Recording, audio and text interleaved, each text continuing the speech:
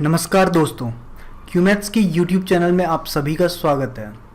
जैसा कि आपको पता है कि टीयर 2 के जब मार्क्स आए थे तो नॉर्मलाइज्ड मार्क्स जब आए थे तो हमने एक सर्वे किया था। तो आज इस वीडियो में हम उस सर्वे का एनालिसिस देखेंगे। उस एनालिसिस के बेस में हम लोग ट्राई करेंगे कि भाई जो भी एक्सपेक्टेड कट ऑफ अभी तक का के हिसाब से जो बन सकता है वो हम ट्राई करेंगे बताने के लिए, और ट्राई करेंगे कि भाई जो सेफ स्कोर है वो बताया जा सके। ओके, चलिए सबसे पहले देखते हैं कि इस वीडियो में आपके लिए क्या है। तो सबसे पहले इस वीडियो में हम आपको टॉपर्स की लिस्ट देंगे। टॉप 10 लोगों का नाम बताएंगे हर लिस्ट में। ऑल इंडिया के जो टॉपर्स हैं उनका नाम बताएंगे। कैटेगरी वाइज जो टॉपर्स हैं लाइक यूआर कैटेगरी में, ओबीसी कैटेगरी में, एससी एससी कैटेगरी में, उसके बारे में बताएंगे। एओ में जो टॉप 10 बंदे हैं उनका नाम बताएंगे, और जेएसओ में जितने बंदे हैं उनका नाम बताएंगे। टॉपर्स का लिस्ट, उनका नाम और उनके मार्क्स, ये आपको बताया जाएगा। दूसरा हम लोग देखेंगे मार्क्स डिस्ट्रीब्यूशन के बारे में।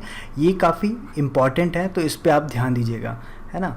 मार्क्स डिस्ट्रीब्यूशन मतलब कि भाई कोई मार्क्स रेंज है। फॉर एग्जांपल मैथ्स में टीयर 2 में 600 के प्लस कितने लोगों के मार्क्स आए, या तो फिर कभी 590 के प्लस कितने लोग आए। ठीक है, इस तरह की चीज़ें हम लोग इस वीडियो में देखेंगे। ठीक है, मार्क्स डिस्ट्रीब्यूशन के अंदर ये सारी चीज़ें देखेंगे। वेरियस टाइप के कैटेगरी वाइज भी है कि भाई एसटी एससी ओबीसी में कितने कितने मार्क्स गए हैं, क्या डिस्ट्रीब्यूशन रहा है, तो सारी चीज़ें हम लोग यहाँ पे देखने वाले हैं।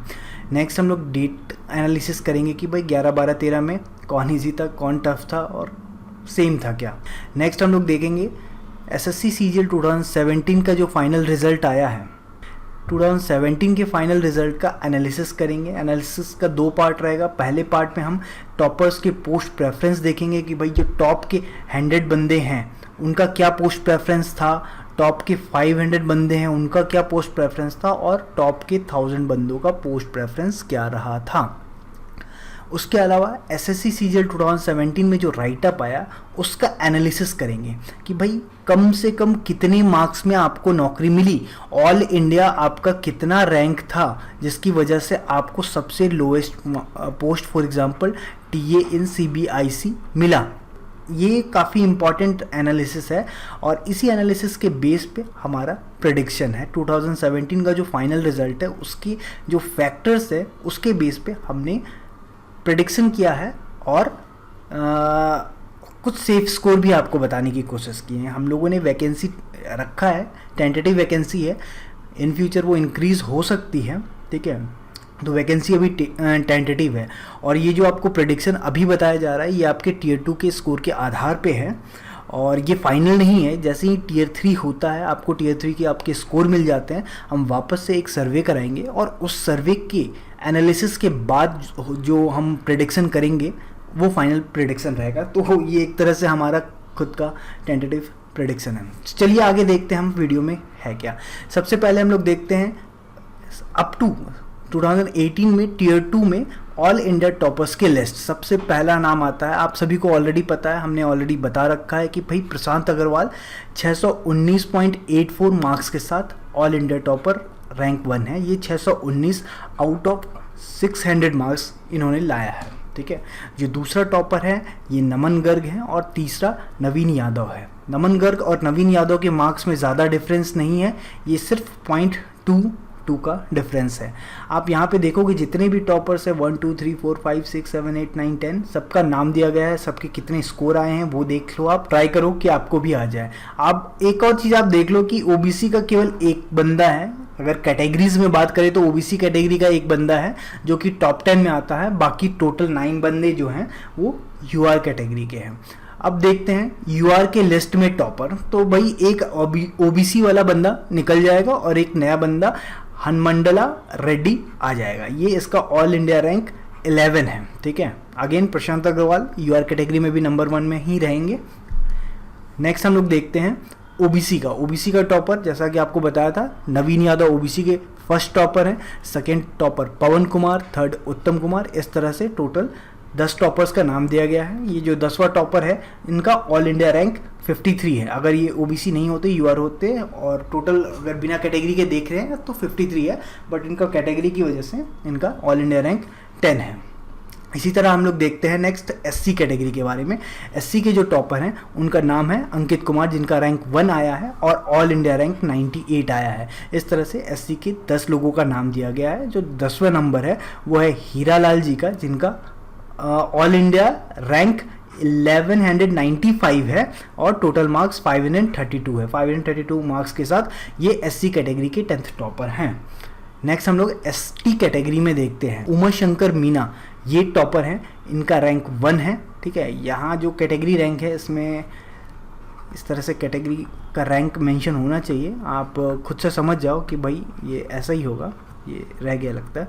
ठीक है, तो ये उमा शंकर मीना एसटी कैटेगरी में नंबर 1 है और इनका जो ऑल इंडिया रैंक है वो 565 है। और ये जो 10th नंबर के हैं रितु मीना, ये 10th टॉपर है एसटी कैटेगरी की 516 मार्क्स के साथ आउट ऑफ 600। इन्होंने 516.48 मार्क्स लेके आए हैं और इनका ऑल इंडिया रैंक लगभग 2532 है। एक चीज़ आप ध्यान दो, यहाँ सारे के सारे मीना हैं। जितने भी टॉप 10 हैं एसटी कैटेगरी में सारे के सारे मीना हैं। तो मीना भाइयों को इसके लिए हमारी तरफ से बधाइयाँ। आप लोगों ने काफ़ी अच्छा प्रदर्शन किया इन आपके कैटेगरी में, तो काफ़ी वाकई है। चलिए नेक्स्ट देखते हैं एओ कैटेगरी का।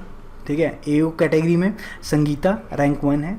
ये जो एओ होता है वो 800 मार्क्स का होता है, जिसमें 200 मार्क्स एओ पेपर का भी होता है। ठीक है, आप देखोगे कि जो ऑल इंडिया रैंक 7 था अश्मिता राजपुरोहित, वो एओ की भी रैंक 3 है।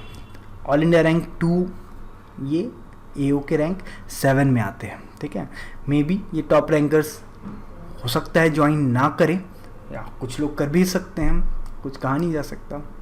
देखते हैं उनकी प्रेफरेंस क्या है। नेक्स्ट हम लोग देखते हैं जेएसओ का। ठीक है, तो जेएसओ का जो सबसे पहला रैंक है वो है मिस्टर रेड्डी का। ठीक है, जिनका ऑल इंडिया रैंक 11 था।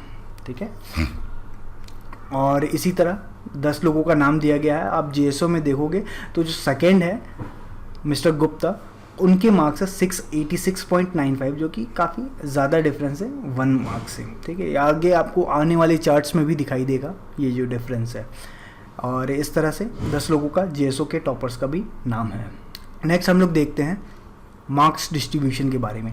मार्क्स डिस्ट्रीब्यूशन में आपको ये बताया गया कि किसी मार्क्स रेंज पे कितने नंबर ऑफ कैंडिडेट्स हैं। फॉर एग्जांपल पहला देखते हैं 610 से 620। 610 से 620 एक बंदे का है और टोटल एक ही बंदे का 610 से ऊपर है। ये क्यूमुलेटिव आप इस तरफ से लेफ्ट साइड से ले लो। फॉर एग्जांपल 600 से 610 के बीच 6 लोग हैं, बट 600 से ऊपर 7 लोगों का है। इसी तरह 590 से 600 17 लोगों का है, लेकिन 590 से ऊपर क्या होगा, ये 17 प्लस ये 6 प्लस 1, तो ये टोटल मिला के 24 है। इसी तरह 580 से ऊपर 53 है और 580 से 590 के बीच 29 है। इसी तरह सारा का सारा मार्क्स रेंज आपको दिया गया है। यहाँ आपका सीरियल नंबर 14 है, वापस से इधर सीरियल नंबर 15 स्टार्ट हो जाता है और पूरा का पूरा बिलो 350 तक है आपको दिया हुआ। ठीक है, तो आप इसको देख लेना, आप एनालाइज कर लेना खुद से। ये आपका बेल कर्व है, इस तरह का शेप है, प्रॉपर बेल नहीं है क्योंकि ये प्रैक्टिकल है, आइडियल नहीं है।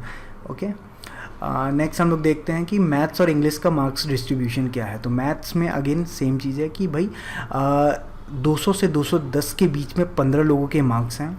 190 से 200 के बीच में 91 लोगों के मार्क्स है, बट 190 से जो ऊपर है वो 106 लोगों के मार्क्स हैं। ठीक है, इसी तरह 180 से जो ऊपर है 391 लोगों के मार्क्स है। तो बाकी आप मार्क्स का डिस्ट्रीब्यूशन देख लेना। लास्ट में आप ये देख लो कि बिलो 0 मतलब नेगेटिव मार्किंग मैथ्स में एक बंदे की आई है। नेक्स्ट हम लोग देखते हैं इंग्लिश का। तो इंग्लिश में 200 से ऊपर मतलब 200 से 210 के रेंज में 740 लोग हैं। अगर 190 से ऊपर देखा जाए तो 6777 लोगों का मार्क्स 190 से ऊपर है। 180 से ऊपर 16,664 लोगों का है। तो अगर आपको लगता है कि भाई आपने 180 से ऊपर इंग्लिश में लाया है और आप बहुत बड़े अंग्रेज बन गए हैं, तो भाई ऐसा नहीं है। 16,000 लोगों का है तो इट्स क्वाइट एवरेज एक्चुअली।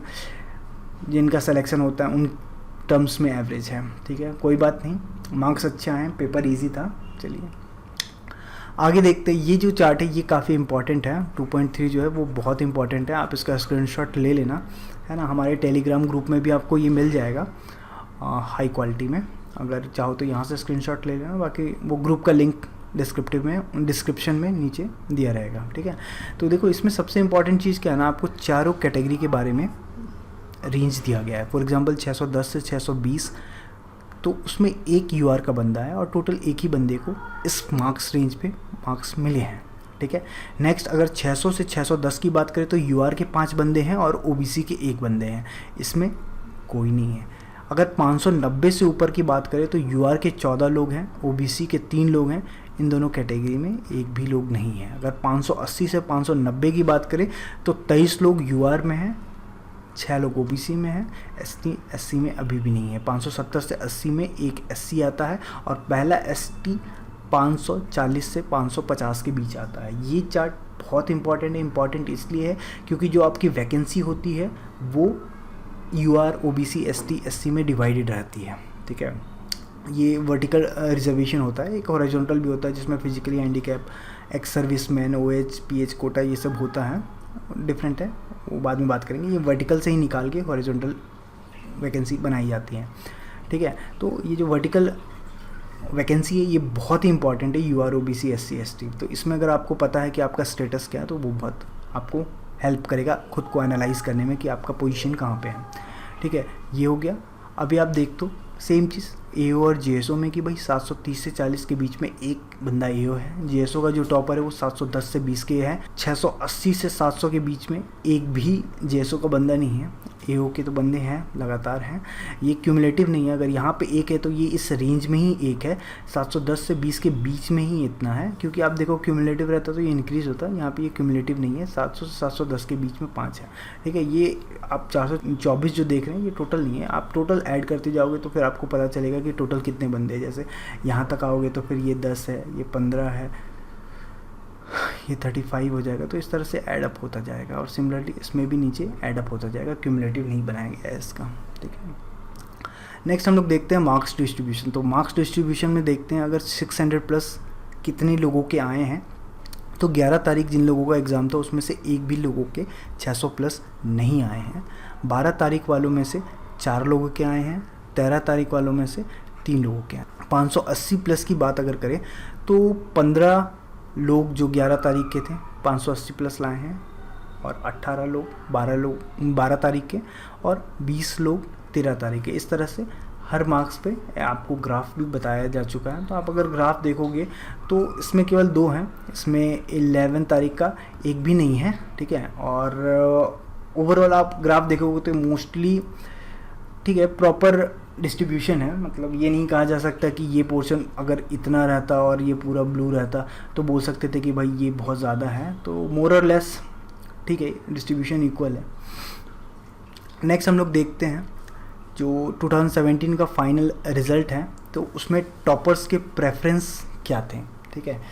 तो जो टॉप 100 हैं पहले उनकी बात करते हैं। तो टॉप 100 में 44 लोगों ने B21 दैट मीन्स ITI लिया, इनकम टैक्स इंस्पेक्टर लिया। उसके बाद 29 लोगों ने MEA प्रेफर किया, ministry of external affairs. MEA में ASO बनते हैं। इस तरह से आप देख सकते हो पोस्ट प्रेफरेंस क्या रही है टॉप 100 लोगों की, टॉप 500 लोगों की, टॉप 1000 लोगों की, ठीक है। ये आपके नॉलेज के लिए आप सेव कर सकते हो उसको। नेक्स्ट हम लोग देखते हैं 2017 के एनालिसिस में, ये जो 2017 के एनालिसिस में राइटअप मिला था उसका समरी है यहाँ पे, ठीक है। और ये बहुत ही इंपॉर्टेंट चार्ट है, इसको आप समझेंगे तभी इसके बाद वाला रैंक प्रेडिक्शन को आप समझ पाएंगे। थोड़ा ध्यान दीजिएगा। जैसे फॉर एग्जांपल स्टार्ट करते हैं 4800 जो कि AO का पोस्ट होता है, ठीक है। तो टोटल वैकेंसी AO में जो भी अकाउंट्स और ऑडिट है दोनों को मिला के टोटल वैकेंसी 302 थी। UR में, OBC में 162 थी, SC में 90 थी, ST में 45 थी। इसके अलावा कुछ कैटेगरीज होते हैं लाइक 3, 4, 5, 7 जिसमें एक्स सर्विस मैन आपका होता है, फिर OH कोटा होता है, VH कोटा होता है, HH कोटा होता है। ये सब हमने अभी एक्सक्लूड नहीं किया इस एनालिसिस में। हम केवल वर्टिकल वैकेंसीज की बात कर रहे हैं कि भाई UR, OBC, SC, ST में कितना वैकेंसी था। अगर आप टोटल वैकेंसी ऐड करोगे तो थोड़ा डिफरेंस आएगा, वो डिफरेंस इसकी वजह से है क्योंकि हमने हॉरिजॉन्टल वैकेंसी को ऐड नहीं किया हुआ है। ठीक है, तो मोटा मोटी आप देख लो वैकेंसी यूआर में लगभग इतनी है, जो कट ऑफ गया था यूआर का वो इतना गया था। ठीक है, हर एक पोस्ट के लिए मिनिमम कट ऑफ जितना गया था। फॉर एग्जांपल एओ में तो एक ही कट ऑफ होता है, अगर आप 4600 ग्रेड पे को देखोगे तो इसमें बहुत सारे पोस्ट होते हैं और जो मिनिमम कट ऑफ है वो इतना गया था 543.5 यूआर कैटेगरी के लिए, 545 एक्साइज के लिए गया था। ठीक है, अब ये जो बंदा है जिसने 662.25 लेके आया तो उसके टीयर 2 में मिनिमम कट ऑफ, मिनिमम जो मार्क्स थे 594 थे। ये लास्ट बंदा है जिसने एओ का मार्क्स लेके आए हैं, ये वो लास्ट बंदा है जिसको एओ में सिलेक्शन हुआ है और उसके टीयर 2 में 594.25 मार्क्स थे। इसी तरह अगर 4600 में देखा जाए तो ये जो वैकेंसी है ये सारी 4600 वाले ग्रेड पे की वैकेंसी को क्लब करके इतना वैकेंसी बनाया गया है। अब इस वैकेंसी में जो सबसे नीचे का कट ऑफ गया था वो एक्साइज इंस्पेक्टर का कट ऑफ गया था, उसका कट ऑफ था 543.5। ठीक है, और ये जिस बंदे का आया था उसके टीयर 2 में मिनिमम मार्क्स थे 467.5। ठीक है, इस मार्क्स के साथ, इस कट ऑफ के साथ जो ऑल इंडिया रैंक था, ये लिस्ट 3 की बात कर रहा हूँ, लिस्ट 3 में ऑल इंडिया रैंक 2340 था, उस बंदे को एक्साइज इंस्पेक्टर मिला एसएससी सीजीएल 2017 से।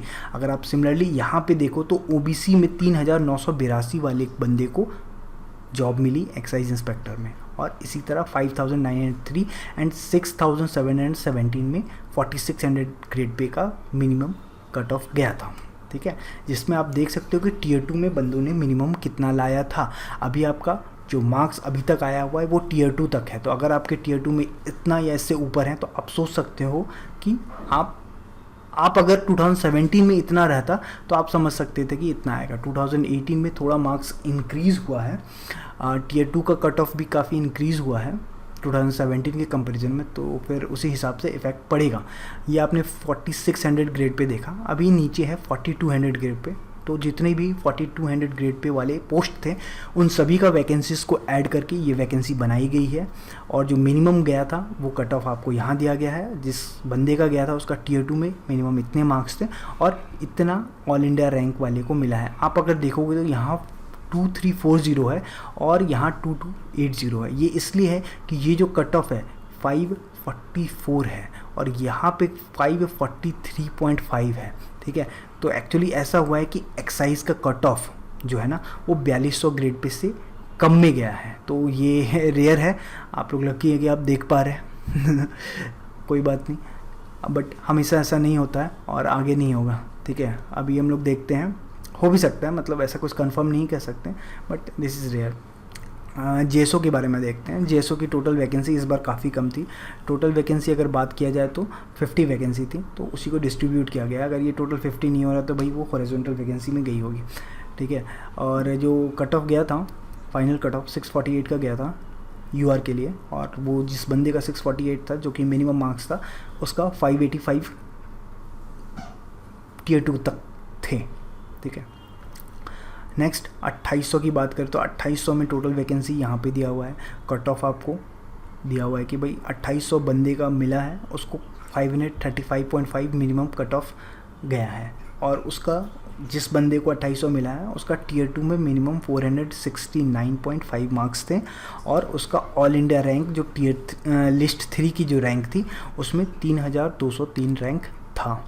इसी तरह 2400 ग्रेड पे में टोटल वैकेंसी, जितने भी 2400 ग्रेड पे के वैकेंसीज हैं उनको सबको मिला दिया जाए तो 1421 होते हैं। जो मिनिमम कट ऑफ गई है, जो टैक्स असिस्टेंट सीबीआईसी है उसकी गई है और वो 524.25 है। ठीक है, और जो टीयर 2 में मिनिमम थी 463.5 है। ये बहुत ही इंपॉर्टेंट डेटा है, आप समझ लो कि 2017 में जनरल कैटेगरी के किसी स्टूडेंट को जिसको जॉब मिली है वो कम से कम 463.5 लेके आया है या उससे ऊपर आया है तब उसको जॉब मिली है। अगर किसी बंदे का 2017 में 463.5 से कम है तो उसको कोई भी जॉब नहीं मिला है यूआर के कैटेगरी में।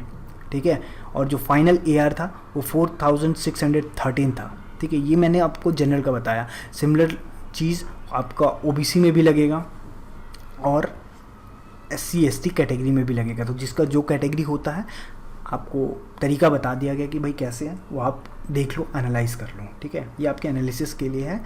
ये जो है अभी जो टेबल आपके सामने दिखाई दे रहा है, ये क्यूमैथ्स का प्रेडिक्शन है, ठीक है। अभी राइट नाउ हमने क्या किया है कि जो हमारे पास वैकेंसी आई थी और जो थोड़ी बहुत अपडेट्स थी, उसके हिसाब से हमने वैकेंसी को अलग अलग ग्रुप्स में बांट दिया है। 4800 ग्रुप्स में AA का वैकेंसी होता है, 46 में जो भी इंस्पेक्टर और मिनिस्ट्री वाले पोस्ट होते हैं, कुछ ये मिनिस्ट्री के पोस्ट और DA के पोस्ट 4200 ग्रेड पे में भी होते हैं, जेसो के 2800 2400। तो जितनी भी अवेलेबल वैकेंसी थी, ये वैकेंसी टेंटेटिव है, अभी फाइनल नहीं हुई। फाइनल वैकेंसी कुछ दिनों के बाद हमें पता चल जाएगा, अभी ये फाइनल वाली वैकेंसी नहीं है, ठीक है। इसमें भी अगेन हॉरिजॉन्टल वैकेंसी हमने स्किप कर दी है, इसमें केवल वर्टिकल वैकेंसी है, केवल UR OBC SC ST की वैकेंसी है। जो भी जो आपकी कोड होती है ना, 3 होती है, 4 होती है, 5 होती है, 7 होती है, एक्स सर्विसमैन से लेकर OH HH VH, ये सारी वैकेंसी की हमने यहाँ पे कोई भी कैलकुलेशन नहीं किया है, ठीक है। तो टोटल वैकेंसी इसकी इतनी है और लगभग कट ऑफ उम्मीद है कि इतने के ऊपर जाएगा। और Tier 2 में अगर आपके मिनिमम आउट ऑफ 800 इतनी मार्क्स हैं, तो फिर आप उम्मीद कर सकते हो कि होगा, नहीं भी हो सकता है और हो भी सकता है, बट चांसेस हैं कि हो जाएंगे। तो ये बेसिकली आपका सेफ स्कोर बोल सकते हैं कि अगर अभी आपका इतना है तो फिर बेटर है, ठीक है। इसी तरह 4600 ग्रेड पे टोटल वैकेंसी इतनी है, जो कि लास्ट ईयर से थोड़ी बेटर है। अगर आप देखोगे बैक करके तो भाई यहाँ 1487 था और अभी 1785 वैकेंसीज़ हैं। तो वैकेंसी इंक्रीज़ हुई है, बट चूँकि नॉर्मलाइजेशन है, एवरेज मार्क्स इंक्रीज़ हुए हैं, तो उसका असर तो पड़ेगा, ठीक है। तो कट ऑफ लगभग इस हिसाब से है। और जिन बंदों का Tier 2 में इससे कम है, थोड़ा डाउटफुल है कि भाई आपको 4600 ग्रेड पे मिलेगा नहीं मिलेगा, ठीक है। और सिमिलरली 4200 ग्रेड पे उसकी टोटल वैकेंसी अभी इतनी है, एक्सपेक्टेड कट ऑफ यहाँ बताया गया है। और Tier 2 में अगर इससे कम है तो फिर थोड़ा मुश्किल है। इसी तरह अगर लास्ट हम लोग TA में जाएँ तो TA में वैकेंसी 1196 टोटल है।